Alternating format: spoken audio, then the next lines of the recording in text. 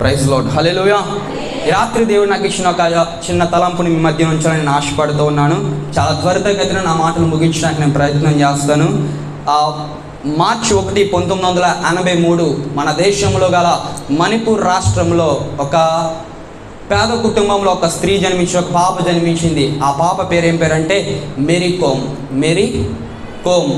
ఈ యొక్క పాప ఈ యొక్క నేమ్ ప్రపంచానికి పరిచయం అక్కర్లేదు, అవసరం లేని నేమ్. బాక్సింగ్ తెలిసిన ప్రతి ఒక్కరు కూడా బాక్సింగ్ ప్రస్థానంలో ఈమె పేరు చాలా విరివిగా వినపడడం మనకు కనబడుతూ ఉంటుంది. ప్రపంచంలో ఈమెను మణిపూర్కి చెందింది కాబట్టి మణిపూర్ క్వీన్ ఆఫ్ బాక్సింగ్ అని పిలుస్తూ ఉంటారు. పేద కుటుంబంలో జన్మించింది, చాలా కష్టాలను ఎదుర్కొంది, చాలా పోరాటాలను ఎదుర్కొంది. తన హైట్ కూడా చాలా తక్కువ. చాలాసార్లు తన బాక్సింగ్ చేయాలని ప్రయత్నం చేస్తున్నప్పుడు, బాక్సింగ్ పట్ల ఆసక్తి కలిగి ఆ యొక్క రంగంలో నైపుణ్యత సంపాదించాలని ఆశపడుతున్నప్పుడు అనేక మంది ఆమెను విమర్శించడం ప్రారంభించారు. అది స్త్రీలకు సంబంధించిన ఆట కాదు, అది పురుషులకు సంబంధించిన ఆట. ఒకవేళ నీతో ఉన్న సహకారి ఎవరైతే నీకు ఆపోజిట్ టీంలో ఉన్నారో ఆ వ్యక్తిని నేను గుద్దితే నువ్వు తట్టుకోలేవు, నువ్వు స్త్రీ కాబట్టి అని రకరకాలుగా మాట్లాడటం ప్రారంభించారు. ఎన్నో అవమానాలను పడడం ప్రారంభించింది. ఎన్నో ఒడిదుడుకుల మధ్య వెళ్తూ ఉంది. పేద కుటుంబంలో పుట్టింది. ఒక పక్కన ఎలాంటి ఫైనాన్షియల్ సపోర్ట్ కూడా ఆమెకు లేదు. అలాంటి స్థితిగతుల్లో ఆమె జీవిత ప్రస్థానం ముందుకు వెళ్ళడం ప్రారంభించింది. ఎవరు ఏమన్నా, ఎవరు ఎలా మాట్లాడుతున్నా తనకు కలిగిన స్కిల్ని దేవుని మీద ఆధారపడుతూ ముందుకు వెళ్ళిపోవడం ప్రారంభించింది. ఎప్పుడైతే ముందుకు వెళ్ళడం ప్రారంభించిందో తన జీవితంలో క్రమేపీ సంవత్సరాలు జరుగుతున్నప్పుడు స్లోగా క్రమేపీ తన జీవితం పెరగడం ప్రారంభించింది. ఒకానొక దినం వచ్చినప్పుడు ప్రపంచ చరిత్రలో 6 సార్లు ప్రపంచ ఛాంపియన్ అయిన ఏకైక మహిళా బాక్సర్గా ఆమె నిలిచింది. హల్లెలూయా. 2012 సంవత్సరం లండన్లో జరిగిన ఒలింపిక్స్, ప్రపంచంలోనే అతి గొప్ప టోర్నమెంట్ ఏదైనా ఉందంటే అది ఒలింపిక్స్. అలాంటి దాంట్లో భారతదేశానికి ప్రాతినిధ్యం వహించి కాంస్య పథకాన్ని గెలుచుకుంది. స్టిల్ ఇప్పటికీ కూడా ఆమె బ్రతికే ఉంది. ఒక డిఎస్పీగా గవర్నమెంట్ జాబ్ ఇచ్చింది. ప్రజెంట్ మణిపూర్లో డిఎస్పీగా వర్క్ చేస్తూ తన జీవిత ప్రస్థానాన్ని ముందుకు సాగిస్తూ ఉంది. ఎందుకు ఈ విషయాన్ని నేను తెలియజేశానంటే ఆమె జీవితంలో ఎన్నో పోరాటాలను ఎదుర్కొంది, ఎన్నో కష్టాలను ఎదుర్కొంది. కానీ ఎక్కడ కూడా తన జీవితంలో ఆగిపోలేదు. మేరీ కోమ్ ఎక్కడ కూడా మనుషుల యొక్క సూటిపోటి మాటలకు లొంగిపోలేదు. ఏదైతే దేవుడు తనకి ఇచ్చాడో దాన్ని గట్టిగా పట్టుకొని కష్టపడడం ప్రారంభించింది. ప్రపంచ చరిత్రలోనే 6 సార్లు ప్రపంచ ఛాంపియన్ అయిన మహిళా బాక్సర్గా తను నిలిచింది. హల్లెలూయా. ఈరోజు ఎందుకు ఈ విషయాన్ని తెలియజేస్తుందంటే ఆమె ఆగిపోయి ఉంటే, ఆమె నిలిచిపోయి ఉంటే, అక్కడే మనుషులు ఏదైతే అంటున్నారో దాని కొరకు ప్రయాసపడి అక్కడే నిలిచిపోయినట్లయితే తన జీవితంలో ఉన్నతమైన స్థానానికి చేరుకోలేకపోదును. కానీ ఎప్పుడైతే ఆగిపోక పరిస్థితులకు ఎదురు నిలబడటం ప్రారంభించిందో, ఆగిపోయిన ప్రయాణం మరలా తిరిగి ప్రారంభించిందో ఆమె జీవితంలో ఉన్నతమైన స్థాయికి చేరుకోవడం ప్రారంభించింది. హల్లెలూయా. మ్యారేజ్ అయిన తర్వాత 2 ఇయర్స్ ఒకేసారి కవల పిల్లలు పుట్టారు ఆమెకి. ప్రపంచం అంతా అనుకుంది ఏమనంటే ఇంకా ఆమె చాప్టర్ క్లోజ్ అయిపోయింది. 6 సార్లు ఛాంపియన్ అయినా సరే ఇంకా ఆమె ఏం చేయలేదు, బాక్సింగ్ చేయలేదు అనుకున్నారు. కానీ 2 ఇయర్స్ గ్యాప్ తీసుకుంది, మరలా ప్రయత్నించింది, విజయాన్ని అందుకోగలిగింది. హల్లెలూయా. ఎందుకు ఈ మాటలు నేను తెలియజేస్తానంటే ఒకవేళ అక్కడే ఆగిపోయి నిలిచిపోయి ఉంటే ఆమె ప్రయాణము ముందుకు సాగదు, విజయాన్ని పొందుకోలేదు. మన ఆధ్యాత్మిక, నైతికత, సామాజిక, ఆర్థిక పరమైన జీవితంలో చూసినట్లయితే మనము కూడా చాలా విషయాల్లో ఎలాంటి స్థితిలో ఉంటామంటే నిలిచిపోయిన అనుభవం, ఆగిపోయిన స్థితిగతులు. చాలా ప్రయాసపడతాం కానీ ఎక్కడో చోట మనం ఏమైపోతాం, ఆగిపోతాం. ఏదో ఒక విషయంలో నిలిచిపోతాం. అన్నీ బాగుంటాయి మన జీవితంలో, కానీ ఏదో ఒక విషయంలో మనము నిలిచిపోయిన అనుభవం, ఆగిపోయిన అనుభవం, ఆ స్థితి నుంచి తిరిగి ప్రయత్నిస్తూ ఉంటాం. కానీ మనం మాత్రము తిరిగి ప్రారంభించిన స్థితిగతుల్లో మనం ఉండిపోతాం. మన ఆధ్యాత్మిక జీవితాన్ని తీసుకున్నా, కుటుంబ జీవితాన్ని తీసుకున్నా, ఆర్థిక పరమైన జీవితాన్ని తీసుకున్నా, ఎక్కడో చోట నిలిచిపోయిన అనుభవం మనకి ఖచ్చితంగా కనబడుతూ ఉంటుంది. ఈరోజు ఏ స్థితిగతుల మధ్య నువ్వు నిలిచిపోయావో, ఏ పరిస్థితుల మధ్య నువ్వు ఆగిపోయావో, ఏ భవిష్యత్తును చూస్తూ భయపడుతూ ఆందోళన చెందుతూ నా జీవితం ఇంతే అని ఆగిపోయిన పరిస్థితుల మధ్య ఉన్నావో దేవుని యొక్క వాక్యలేఖనం సెలవిస్తుంది. మనము నిలిచిపోవడం, పడిపోవడం తప్పు కాదు, కానీ అదే స్థితిలో ఉండిపోవడం మాత్రం తప్పు. హల్లెలూయా. దావీదుని మనం చూసినట్లయితే పాపంలో పడిపోయాడు, నిలిచిపోయాడు, దేవునితో సాన్నిహిత్య సంబంధాన్ని తెంపేసుకున్నాడు. కానీ అలాంటి స్థితిగతుల్లో ఆగిపోయిన తన ప్రయాణాన్ని, నిలిచిపోయిన తన ప్రయాణాన్ని, దేవునితో తెగిపోయిన సాన్నిహిత్య సంబంధాన్ని మరొకసారి పునరుద్ధరించుకోవడానికి ఇష్టపడ్డాడు. దేవుని దగ్గరికి వచ్చాడు, క్షమాపణ కోరుకున్నాడు, దేవుని పాదాలను పట్టుకుని ఆడడం ప్రారంభించాడు. ఎప్పుడైతే తను మరలా తన యొక్క ప్రయాణాన్ని కొనసాగించాలని ఆశపడ్డాడో దేవుడు దీవించడం ప్రారంభించాడు. ఈరోజు నీ నా జీవితంలో కూడా ఏ స్థితిలో మనం ఆగిపోయామో, ఏ పరిస్థితుల మధ్య ఆగిపోయామో, ఏ పరిస్థితుల మధ్య నిలిచిపోయి సహాయం కొరకు ఒంటరిగా ఎదురు చూస్తున్నామో దేవునితో మాట్లాడుతున్నాడు. ఈరోజు ఆగిపోయి నీ ప్రయాణం తిరిగి ప్రారంభించబోతున్నాడు.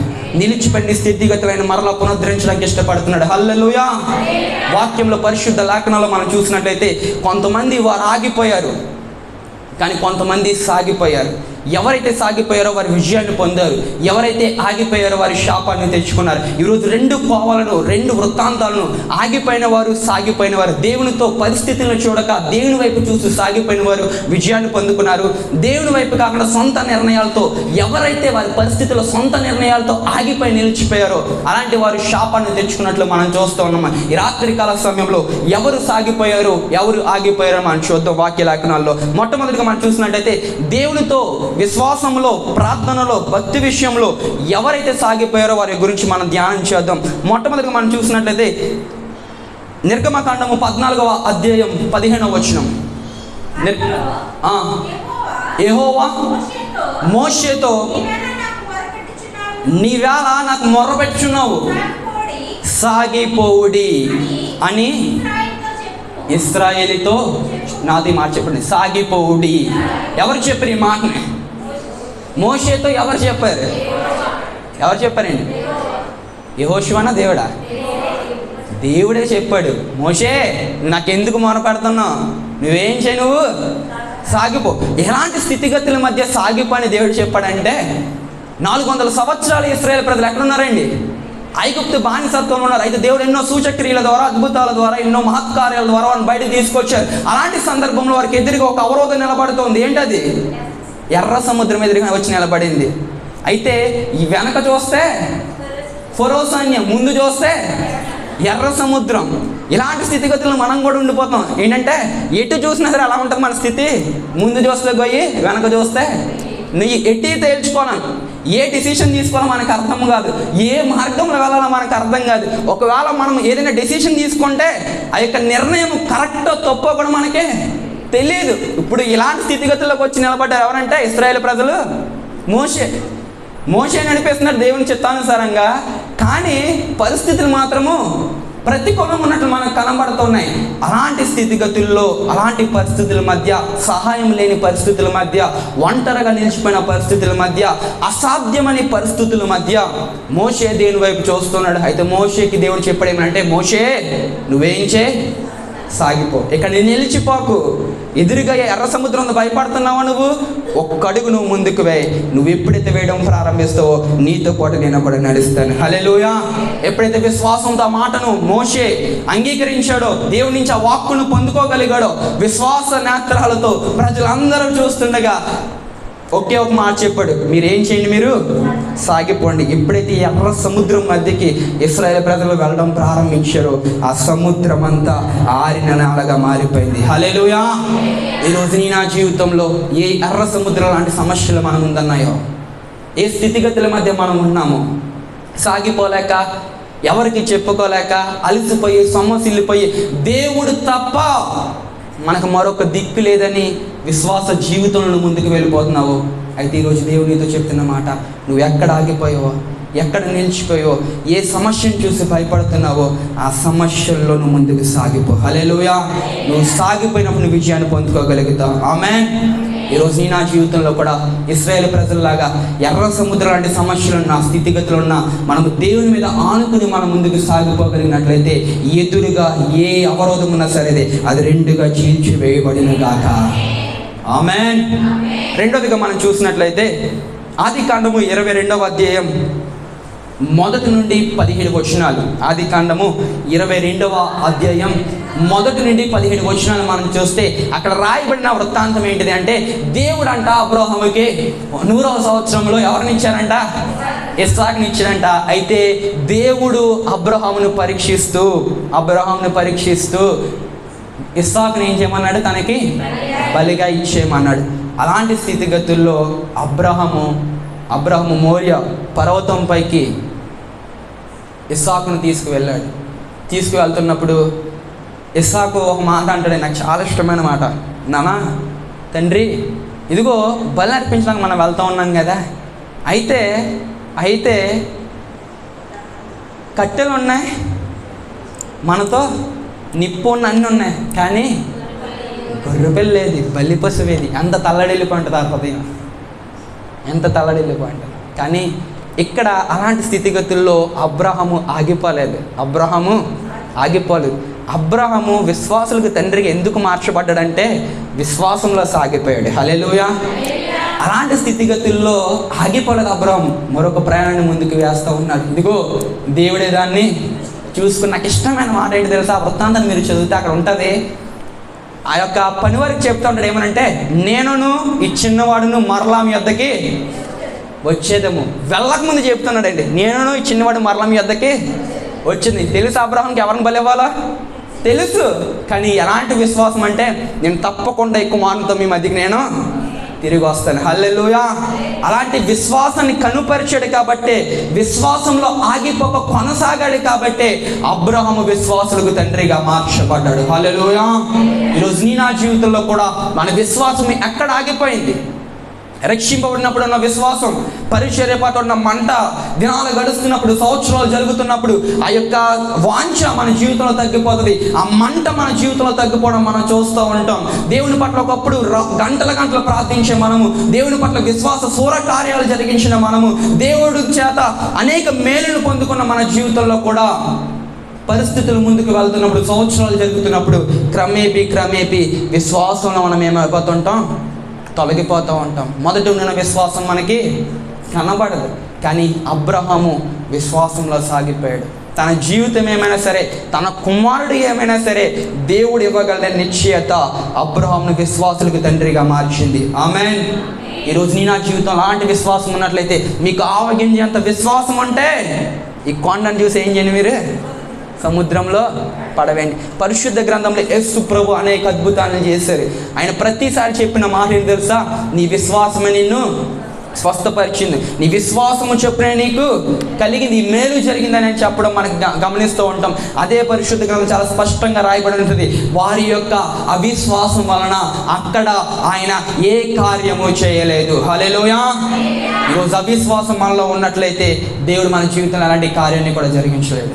కానీ విశ్వాస ప్రయాణంలో, ప్రార్థన జీవితంలో, వాక్య ధ్యానంతో విశ్వాసాన్ని చేతపట్టుకుని, విశ్వాసం అనే ఆయుధాన్ని చేతపట్టుకుని ఈ లోకాన్ని జయించడానికి మనం బయలుదేరి వెళ్ళినట్లయితే, ఆగిపోక దేవుని తట్టు తిరిగి మన జీవిత ప్రయాణాన్ని ముందుకు సాగిస్తున్నట్లయితే, ఖచ్చితంగా అబ్రాహామును దీవించిన దేవుడు మనల్ని కూడా దీవించడానికి సామర్థ్యత కలిగిన వాడు అయినాడు. హల్లెలూయా. మూడవదిగా మనం చూసినట్లయితే ఆదికాండం 39వ అధ్యాయం 7 నుంచి 12 వచనాలు. ఆదికాండము 39వ అధ్యాయం 7 నుంచి 12 వచనం మనం గమనం చేసినట్లయితే, ఇక్కడ యోసేపు గురించి రాయబడి ఉంటుంది. యోసేపును పోతీఫర్ భార్య చాలా ప్రేరేపిస్తూ ఉంటుంది పాపం చేయమని. కానీ భక్తి విషయంలో యోసేపు కలిగిన భక్తి విషయంలో మాత్రము ఆగిపోక, శ్రమ ఎదురైనా సరే, శోధన ఎదురైనా సరే, ఎలాంటి పరిస్థితులు దాని జీవితంలోకి ఎదురొచ్చినా సరే, భక్తి విషయంలో మాత్రం యోసేపు ఎప్పుడు కూడా రాజీ పడలేదు, ఆగిపోలేదు, నిలిచిపోలేదు. పోతీఫర్ భార్య ఒకవేళ ఆ రోజు తనతో పాపం చేస్తే ఉన్నతమైన స్థితిలోకి వెళ్దుడేమో, కానీ అంతకంటే దేవుడు ఉన్నతమైన స్థితిలో నిలబెట్టాడు. హల్లెలూయా. ఎందుకంటే భక్తి విషయంలో యోసేపు ఏమవలేదు, ఆగిపోలేదు. భక్తి విషయంలో యోసేపు ఆగిపోలేదు. ఈరోజు మన జీవితంలో భక్తి విషయంలో ఆగిపోయే వాళ్ళు చాలామంది. దేవుడు అంటే చాలా మాటలు చెప్తారు, అన్నీ కూడా మన స్టేటస్ వరకే, లేదంటే మన పాటల వరకే. కానీ నిజంగా భక్తి విషయాన్ని మనం కంపేర్ చేసినట్లయితే, వాస్తవాన్ని మనం ఒప్పుకున్నట్లయితే, హైందువుల భక్తి విషయాన్ని మన భక్తి విషయానికి కంపేర్ చేసినట్లయితే, వారు ఏది ఆరాధిస్తున్నారో తెలియదు, ఎలాంటి స్థితిగతుల మధ్య ఉన్నారో తెలియదు, కానీ వారు భక్తి విషయంలో మాత్రం ఎప్పుడు వాళ్ళు అంటారండి, ముందుగానే ఉంటారు. వాళ్ళకి తెలుసు ఏంటంటే సూర్యగ్రహణం అంటే పాము మింగడం కాదని. కానీ వారి భక్తి విషయంలో ఎంత సైంటిస్ట్ అయినా, ఎంత ఇంజనీరింగ్ అయినా రోజు తలస్నానం చేస్తాడు. అది వాళ్ళ భక్తి విషయం. మన భక్తి ఏదైనా కలిగితే చాలు వెనకాల అన్నీ వచ్చేస్తాను అల్లాడే. మన భక్తి అది. దేవుని మీద, నవతాడు మీద ఉన్న విశ్వాసం పరిశుద్ధ గ్రంథం మీద ఉండదు. అక్కడెక్కడికి వెళ్ళి వేలు సంపాదిస్తారు. దేవజనుల దగ్గరికి వచ్చి చిన్న ప్రార్థన చేయించుకోలేరు. అది మన భక్తి విశ్వాసం. భక్తి విషయంలో ఈరోజు చాలామంది ఓడిపోతున్నారు. ఎందుకు? అనేక మంది ఆ పాపానికి ఎడిక్ట్ అయిపోతున్నారు, దేవుని నుంచి దూరం అయిపోతున్నారు, లేదంటే స్థితిగతుల నుంచి వైదొలిగిపోతున్నారు, దేవుని ప్రేమ నుంచి వెడలిపోతున్నారంటే భక్తి విషయంలో ఏమవుతున్నారండి? ఓడిపోతున్నారు, ఆగిపోతున్నారు. ఒకప్పుడున్న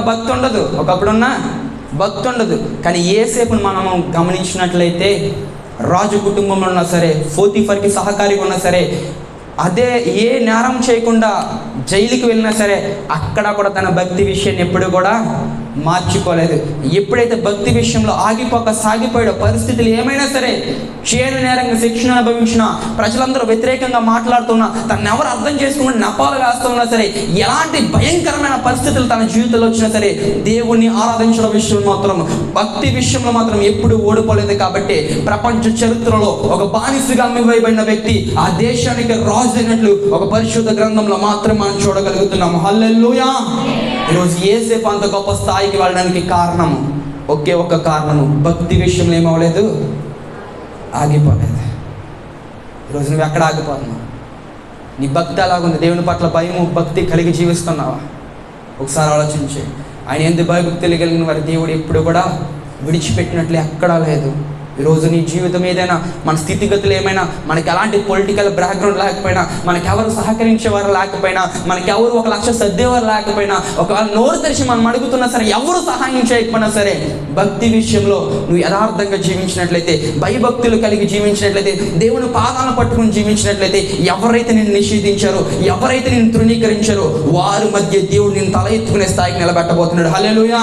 ఏ మనుషులైతే నిన్ను అవమానకరంగా మాట్లాడారో, ఏ మనుషులైతే నీ కుటుంబం గురించి తప్పుడు సమాచారం ప్రపంచానికి అందజేశారో వారి మధ్య నిన్ను హెచ్చించడం ప్రారంభిస్తాడు నా దేవుడు. హల్లెలూయా. ఈరోజు భక్తి విషయంలో ఓడిపోకు, భక్తి విషయంలో ఆగిపోకు. ఇంకా లోతైన భక్తిలోకి మనం వెళ్ళాలి, రూపాంతరపరచబడే అనుభవంలోకి మనం వెళ్ళాలి. హల్లెలూయా. మహిమ వెంబడి మహిమలోనికి మనం వెళ్ళాలి. హల్లెలూయా. అలాంటి భక్తిని మనం చేయగలిగినట్లయితే దేవుడు మన జీవితంలో గొప్ప కార్యం జరిగిస్తారు. బైబిల్ ఒక మాట నాకు చాలా ఇష్టమైన మాట, నీ భక్తి నీకు ధైర్యం పుట్టింపలేదా? నీ భక్తి నీకు ధైర్యం పుట్టింపలేదా? మనం కలిగి ఉన్న భక్తి కలిగిన జీవితము మన జీవితంలో ఏ పరిస్థితులు ఎదురైనా సరే ధైర్యంగా నిలబడే ధైర్యాన్ని మనకి ఇస్తుంది. హల్లెలూయా. ఈరోజు అలాంటి భక్తిని మనం చేయాలి. 4వదిగా మనం చూసినట్లయితే దానియేలు గ్రంథము 6వ అధ్యాయం 10వ వచనం. దానియేలు గ్రంథం 6వ అధ్యాయం 10వ వచనం.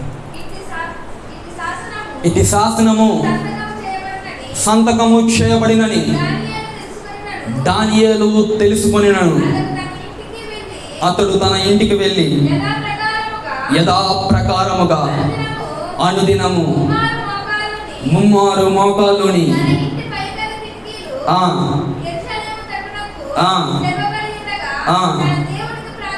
తన దేవునికి ప్రార్థన చేయుచుండెను. హల్లెలూయా. రూపింపబడిన శాసనము. ఎవరైనా ప్రార్థన చేస్తే వాళ్ళని ఏం చేయాలి? సింహాల బోన్లో వేసేయాలి. అలాంటి ఒక వ్యతిరేకమైన శాసనం రూపించబడింది. అయినా సరే దానియేలంట ప్రార్థన విషయంలో ఆగిపోలేదు. హల్లెలూయా. హల్లెలూయా. ఎందుకు దానియేలు బహుగా దీవించబడ్డాడంటే కారణము ప్రార్థనలో తన స్థితి ఏమైనా, ఎలాంటి శాసనాలు రూపించబడినా సరే, ఎలాంటి వ్యతిరేక పరిస్థితులు గవర్నమెంట్ ద్వారా రూపించబడినా సరే, ప్రార్థన విషయంలో ఆగిపోయిన, నిలిచిపోయిన అనుభవము దానియేలుకు లేదు. యథాప్రకారము 3 మోకాళ్ళుని యెరూషలేముతో తిరిగి ప్రార్థన చేయడం ప్రారంభించాడు. ఈరోజు మన రాబోయే దినాల్లో భారతదేశంలో భయంకరమైన, విపత్కరమైన దినాలు రాబోతూ ఉన్నాయి. ఇలా కూడుకొని దేవుని ఆరాధించే పరిస్థితులు ఉంటాయో లేవో తెలియదు. చాలా వ్యతిరేకంగా జరుగుతుంది. సేవకులన్నా, పరిచర్య అన్నా చాలా వ్యతిరేకత ప్రారంభించబడింది. అనేక మంది సేవకుల్ని చంపేయడం మనం చూస్తూ ఉన్నాం. అనేక మంది సేవకులు, నేర్పరితనం కలిగిన సేవకులు, ఏ ప్రశ్నకైనా జవాబులు ఇవ్వగలిగిన సేవకులు చనిపోవడం మనం చూస్తూ ఉన్నాం. భయంకరమైన పరిస్థితులు భారతదేశంలో జరుగుతూ ఉన్నాయి. దేని గురించైనా మాట్లాడుతున్నారు, కానీ క్రైస్తవాన్ని ఎంత హింసిస్తున్నా, ఎంత కిరాతకంగా మాట్లాడుతున్నా ఎవ్వరు కూడా మాట్లాడలేని పరిస్థితులు మనం చూస్తూ ఉన్నాం. రాబోయే దినాల్లో శాసనాలు ఒకవేళ వ్యతిరేకమైపోయినా, గవర్నమెంట్ వ్యతిరేకమైపోయినా, పరిస్థితులు వ్యతిరేకమైపోయినా మన భక్తి, మన ప్రార్థన మాత్రం నిలిచిపోవడానికి వీలు లేదు. హల్లెలూయా. మనం ఎప్పుడైతే ప్రార్థనలో మనం ఆగిపోక సాగిపోతామో మనం విజయాన్ని పొందుకోగలుగుతాం. హల్లెలూయా. దానియేలు అలాంటి స్థితిగతుల్లో ప్రార్థన చేయడం ప్రారంభించాడు. రాజశాసనం వ్యతిరేకంగా రూపింపబడినా సరే ప్రార్థన చేయడం ప్రారంభించాడు. ఒకవేళ దానియేలు తీసుకెళ్ళి సింహాల బోనులో వేస్తారు, దానియేలు తీసుకెళ్ళి సింహాల బోనులో వేస్తారు. కానీ యోధా గోత్రపు కొదమ సింహమైన యేసుక్రీస్తు ప్రభువు దానియేలును కాపాడడం మనం చూస్తూ ఉన్నాం. ఈరోజు నా జీవితంలో కూడా మనం ఒకవేళ ప్రార్థనలో యథార్థ జీవితాన్ని కలిగినట్లయితే అనేక ఊహించలేని సింహాల లాంటి పరిస్థితుల మధ్య మనుషులు మనం పడేస్తూ ఉన్నారేమో, సహాయం చేసే హస్తము మనకు తోడుగా లేదేమో, కానీ యోధా గోత్రపు సింహమైన యేసుక్రీస్తు ప్రభువు ఆ స్థితిలోంచి మనం లేవడెత్తడానికి సామర్థ్యత కలిగిన వాడు. హల్లెలూయా. ఈరోజు నమ్మినట్లయితే, విశ్వసించినట్లయితే నా దేవుడు గొప్ప కార్యం జరిగిస్తాడు. మూర్తికే ఎస్తేరు ప్రార్థన చేయడం ప్రారంభించారు. ప్రార్థనలో అలసిపోలేదు, విసిగిపోలేదు, నిలిచిపోలేదు, ఆగిపోలేదు. రాజశాసనము సైతము తలక్రిందులు చేయబడింది.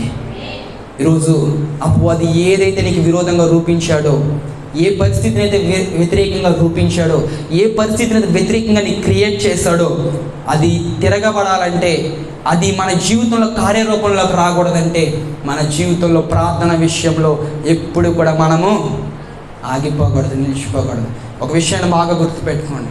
మనం నిలబడలేనప్పుడు చాలా పరిస్థితులు, మనం నిలబడలేని పరిస్థితులు కనబడుతుంటాయి. ఆర్థికంగా మనం నిలబడలేము, ప్రశాంతత ఉండదు, నెమ్మది ఉండదు, హృదయంలో ఎవరికి చెప్పుకుని ఏదో గలిబిలి, ఏదో ఒక ఆందోళన, ఏదో ఒక సమస్య, పైకి నవ్వుతూ ఉంటాం. కానీ ఒకసారి మన హృదయాన్ని, మన జీవితాన్ని ప్రశ్నించినట్లయితే ఎవరికి చెప్పుకోవాలి సమస్యలు ఏదో ఒక వెళ్తూ మనకు కనబడుతూ ఉంటుంది. మనము స్థిరముగా సంతోషంగా నిలబడలేనప్పుడు, మన మోకాళ్ళని ప్రార్థన చేయడం ప్రారంభించినప్పుడు దేవుడు నిలబడలేని మనకి ఆయన శక్తి నుంచి నిలబడే కృపను ఇవ్వగలిగిన వాడే మనము సేవిస్తున్న యేసుక్రీస్తు ప్రభువారు. హల్లెలూయా.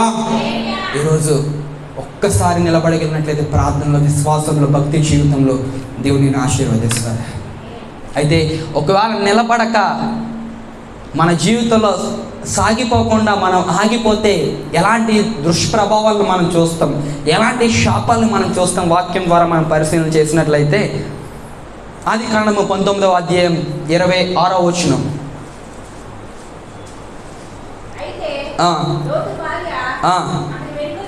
అతను వెనుక నుండి తిరిగి చూచి ఉప్పు స్తంభము.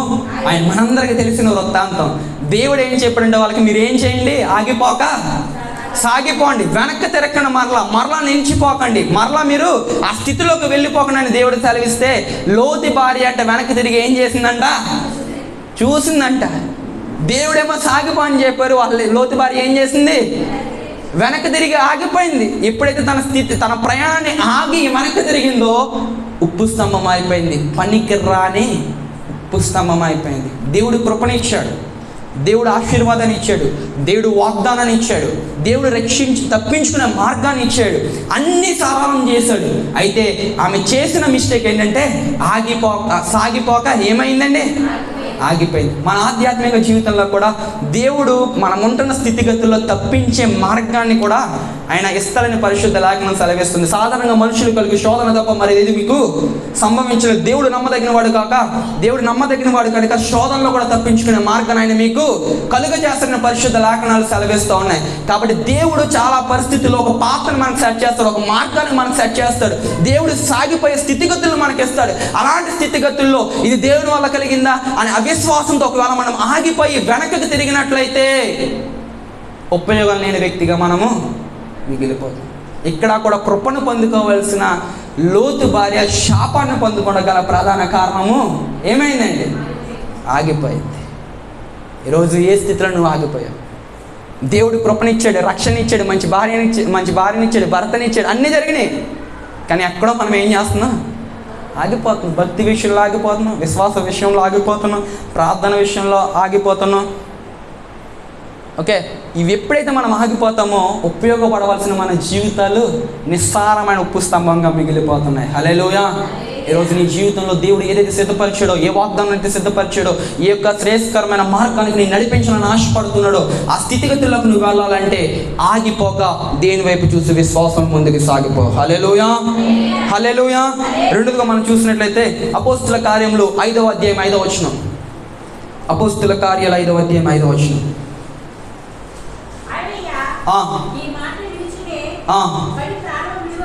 పడి ప్రాణము విడువగా వినిన వారందరికీ మిగుల భయము కలుగును. హల్లెలూయా, హల్లెలూయా.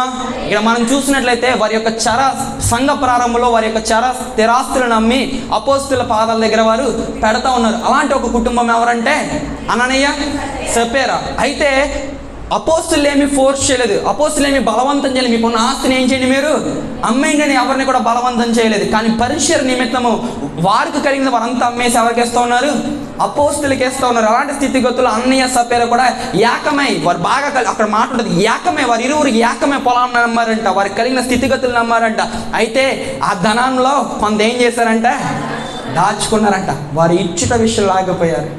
దేవుడికి సంపూర్ణంగా ఇవ్వడం విషయం ఏమయ్యారు, ఆగిపోయారు. మీరు ధనాన్ని ఇవ్వడంలో ఆగిపోయారు, మనం కూడా సమయాన్ని ఇవ్వడంలో ఆగిపోతూ ఉంటాం. దేవుడికి మనం ఏ స్థితిని అయితే కలిగి ఉన్నామో బాగా గుర్తుపెట్టుకోండి. దేవుడు అప్పు చేసేమని చెప్పడం, దేవుడు అప్పు చేసేమని చెప్పడం. దేవుడికి ఒకవేళ ఎంత ఇవ్వాలని రూల్ లేదు. మనం ఏ స్థితిని అయితే కలిగి ఉన్నామో ఆ స్థితిగతుల్లో సొనగక హృదయపూర్వకంగా మనం ఎంత వేసినా సరే మన స్థితిని అర్థం చేసుకునగలిగిన దేవుడే యేసుక్రీస్తు ప్రభువారు. వేద విధవరాలు ఏం వేసిందండి, 2 కాసులే వేసింది, 2 కాసులే. కానీ దేవుడు దాన్ని అంగీకరించడానికి ఇష్టపడ్డాడు. కారణం ఏంటంటే శుద్ధారోగ్యం ఇచ్చింది. ఎలా ఇచ్చింది, మనుషులు చూస్తున్నారని, మన పేర్లు మైక్లో వినబడాలని, ఓకే, ఎవరో మనల్ని మెచ్చుకోవాలని. ఓకే, ఎప్పుడు కూడా అలాగే ఇవ్వకూడదు. అప్పుడు కూడా మనము అలాగే మనమున్న స్థితిగతుల్లో దేవుడు మనకి ఇచ్చిన దాంట్లో ఇది నీ వల్ల కలిగినది ప్రభువు అని సనుక్కోకుండా విశ్వాసంతో, దేవుడు ఏదో మనకు హాని చేస్తాడని భయంతో కాదు, కానీ విశ్వాసంతో ఇచ్చినప్పుడు దేవుడికి ఖచ్చితంగా మనల్ని ఏం చేస్తాడు, ఆశీర్వదిస్తాడు. ఒక మాటను చెప్తా ఉన్నాను, దేవునికి ఇవ్వకుండా బాగుపడిన లేడు, దేవునికి ఇచ్చి పాడైపోయినాడు కూడా లేడు. మనం ఏ స్థితిని కలిగినా ఆ స్థితిలో మనకు 100 రూపాయలు వచ్చినాయా, దేవునికి ఇచ్చామా, దేవుడు దాన్ని బట్టి సంతోషిస్తాడు, మనం దీవిస్తాడు. హల్లెలూయా. ధనాన్ని ఇవ్వాలి పరిచర్యకి, మనం శక్తిని కూడా ఇవ్వాలి. హల్లెలూయా. దేన్ని ఇవ్వాలండి, శక్తిని. పరిచర్య విషయంలో ఖచ్చితంగా మనకి మనం ఆరోగ్యకరంగా ఉండాలంటే, మనం దీవించబడాలంటే, మనం ఆశీర్వదింపబడాలంటే మనం లక్షలు ఇవ్వలేకపోవచ్చు, కానీ మనం చేయగలిగిన పరిచర్యను మాత్రం మనం ఏం చేయగలం. ఈరోజు నేను చాలామందిని చూస్తూ ఉంటాను, ఒకసారి సేవకులు తిన్నప్పుడు నేను చూస్తూ ఉంటాను. డిఎస్పీస్, ఎస్పీస్, మంచి రైల్వే డిపార్ట్మెంట్లో వర్క్ చేసేవాళ్ళు అందరూ కూడా పరిచర్య చేస్తారండి. ఆకులు ఎత్తుతారు, వాళ్ళు సిగ్గుపడరు. ఇంకా నిజంగా చెప్పిన మన ఏరియాలో సిగ్గుపడతాం, కానీ పరిచయం చేయడానికి చాలా ఏరియాస్లో, చాలా ప్రాంతాల్లో మనం చూసినట్లయితే అనేక మంది దేవుడు వారి ఉంచిన స్థితిని బట్టి దేవుని సన్నిధిలో ఒబీడియంట్ అయిపోయి వంగిపోయి వారి యొక్క స్థితిని కాకుండా దేవుని వైపు చూసి పరిచయం చేసేవారు అనేక మంది మనకు కనబడుతూ ఉంటారు. హల్లెలూయా. ఈరోజు శక్తిని ఇవ్వాలి, మనము దేవునికి ధనాన్ని ఇవ్వాలి. అన్నిటికంటే ప్రాముఖ్యంగా మనం ఆగిపోక సాగిపోవాలంటే మన హృదయాన్ని ఆయనకి ఇవ్వాలి. హల్లెలూయా. ప్రపంచ చరిత్రలో గుండెని మార్చే సైంటిస్టులు ఉన్నారు, కానీ గుణాన్ని మార్చే సైంటిస్టులు ఎవరు కూడా లేరు. మన గుణం మారాలి, మన స్వభావం మారాలి, మన స్థితి మారాలి, మన జీవితం మారాలి, మనం ఫలించాలి, మన అభివృద్ధిలోకి రావాలి, మనం దీవించబడాలి. మన వృద్ధిలోనికి రావాలంటే మన జీవితంలో మన జీవనాన్ని, మన స్థితిని, మన ప్రాణాన్ని, మన హృదయాన్ని సర్వశక్తి కలిగిన యేసయ్యకి మనం ఇచ్చినప్పుడు మాత్రమే మన జీవితంలో మనం ముందుకు సాగిపోగలుగుతాం. హల్లెలూయా, హల్లెలూయా. ఈరోజు నువ్వు నీ జీవితాన్ని దేవునికి ఇవ్వడానికి ఇష్టపడుతున్నావా? ఎక్కడ ఆగిపోయావు? ఎక్కడ నిలిచిపోయావు? ఎక్కడ నీ విశ్వాస జీవితం ఆగిపోయింది? ఏది నీ జీవితంలో తిరిగి ప్రారంభించబడాలని నువ్వు కోరుకుంటున్నావు? ఆగిపోయిన స్థితిగతుల మధ్య ఉన్నావా? నిలిచిపోయి సహాయం కొరకు ఎదురు చూస్తున్నావా? ఇది నా జీవితంలో జరగదు, నా జీవితం ఇంతే నువ్వు అనుకుంటూ ఉన్నావా? కానీ రాత్రి నీకు శుభవార్త ఏంటిది అంటే, నీ జీవితాన్ని ఒక్కసారి ఆయనకి ఇచ్చినట్లయితే ఆగిపోయిన నీ ప్రయాణాన్ని కొనసాగించడానికి నా దేవుడు నీతో కూడా సామర్థ్యత కలిగిన వాడు. హల్లెలూయా, హల్లెలూయా. చివరిగా నా మాటలు ముగిస్తా ఉన్నాను. పాపాత్మురాలైన స్త్రీని అందరూ దూషించడం ప్రారంభించారు. కానీ ఎప్పుడైతే ఆమె తన జీవితాన్ని యేసయ్య పాదాల దగ్గర పెట్టిందో ఆమె అనేక మందికి దీవెనకరంగా మార్చబడింది. విశ్వాస జీవితంలో పేతురు దేవునితో నడిచిన అనుభవం, ఎన్నో అద్భుత కార్యాలు చూసిన అనుభవం, ఎన్నో స్థితిగతుల్లో ఎన్నో పోరాటాలు దేవుని నుండి సహాయం పొందుకున్న అనుభవం. కానీ నోటి మాట చేత దేవుని నుంచి దూరం అయిపోయాడు. ఆయన అంటే ఎవరో ఎరుగునని బొంకేశారు. కానీ అలాంటి స్థితిగతుల్లో కూడా, అలాంటి పరిస్థితుల్లో కూడా, తన జీవిత ప్రయాణం నిలిచిపోయింది అనుకున్న స్థితిగతుల్లో కూడా ఇదిగో దేవుడు అంటాడు కదా, ఇదిగో నేను లేచానని పేతురునకు శిష్యులకు తెలియచేయండి. హల్లెలూయా. ఈరోజు పేతురు నిలబెట్టిన దేవుడు, పేతురుని ఆశీర్వదించిన దేవుడు. ఈరోజు ఆగిపోయిన మన ప్రయాణం కొనసాగించబడాలంటే, ఆగిపోయిన మన జీవిత నావ ముందుకు వెళ్ళాలంటే చుక్కానిగా ఆయన మనల్ని నడిపించడానికి ఇష్టపడుతున్నాడు. ఈ రాత్రి ఆయనకి మరొకసారి జీవితానికి ఇవ్వడానికి ఇష్టపడుతున్నావా? నీ జీవితాన్ని మరొకసారి ఆయన చేతిలో పెట్టడానికి నువ్వు ఇష్టపడినట్లయితే, ఎక్కడ ఆగిపోయావో, ఎక్కడ నిలిచిపోయావో, ఏ పరిస్థితుల మీద ధైర్యం కోల్పోయి ఒంటరిగా ఏడుస్తూ ఉన్నావో, దేవుడు అలాంటి పరిస్థితులు నీకు విజయాన్ని ఇవ్వబోతున్నాడు. నిషేధింపబడిన నిన్ను, మనుషులు హేళన చేస్తున్న నిన్ను, నీ జీవితం ఇంతే అని అనుకుంటున్న మన జీవితాన్ని అనేక మందికి ఆశీర్వాదకరంగా మారుస్తాడు. ఇహమందు పరమందు ఊహించలేని మేలులతో మనల్ని నింపి ఆగిపోక సాగిపోయే కృపను దయచేసి పరలోక రాజ్యంలో సుస్థిర స్థానాన్ని సంపాదించుకొని లోకంలో క్రీస్తు కొరకు ప్రజ్వలిల్లే జ్వాలలుగా, నిజమైన ప్రార్థనా వీరులుగా, నిజమైన విశ్వాసులుగా మనల్ని మంచి అనేక మందికి దీవెనకరంగా మారుస్తాడు. అట్టి కృప, అట్టి దీవెన దేవుడు మనందరికీ దయచేయును గాక. దేవుడి కొద్ది మాటలు దీవించును గాక. దయచేసి అందరూ లేచి నిలబడదాం. ఒక చిన్న ప్రార్థన చేసుకుని మనం ముగించుకుందాం. Praise Lord, praise Lord, hallelujah, thank you Lord. దేవునితో ఒక చిన్న మాట చెప్పి రాత్రి ఏ స్థితి మధ్య నువ్వు ఆగిపోయావు? విశ్వాసంలో ఆగిపోయావా? భక్తి విషయంలో ఆగిపోయావా? ప్రార్థన విషయంలో ఆగిపోయావా? దేవుని ఆరాధించడం విషయంలో ఆగిపోయావా? ఎన్నిసార్లు నీ జీవితంలో దేవునికి దూరం అయిపోయావా? కొనసాగింపబడాల్సిన నీ జీవితం ఎన్నిసార్లు నిలిచిపోయింది? ఆగిపోయి ఒంటరిగా సహాయం లేక సహాయం కొరకు ఎదురు చూస్తున్నామేమో. ఈ రాత్రి నీకు సహాయం చేసి బాబు నా దేవుడు చూపించబోతున్నాడు. నీ జీవితాన్ని పేతురులాగా మరొక్కసారి ఆయన జీవితంలో పెట్టడానికి ఇష్టపడినట్లయితే, సమరయ స్త్రీ ఆయనతో మాట్లాడినప్పుడు తన జీవితం తిరిగి ప్రారంభించబడింది. ఇదిగో 3 మారిపోయిన జీవితాలను చిగురింపజేయడానికి సామర్థ్యత కలిగిన వాడు. ఎండిపోయిన జీవితాన్ని ఆయన చిగురింపజేయడానికి సామర్థ్యత కలిగిన దేవుడు. నిరాశలో ధైర్యాన్ని ఇవ్వగలిగిన దేవుడు. ఆశలు లేని జీవితాలని ఆశలు కలిగించే దేవుడే మనం సేవిస్తున్న యేసుక్రీస్తు ప్రభువారు. ఈరోజు ఆయన దగ్గరికి రా. నీ జీవితాన్ని మార్చుకో, నీ పరిస్థితులను మార్చుకో, నీ స్థితిని మార్చుకో. మా తాత గురించి ప్రార్థన చేయించమన్నాను.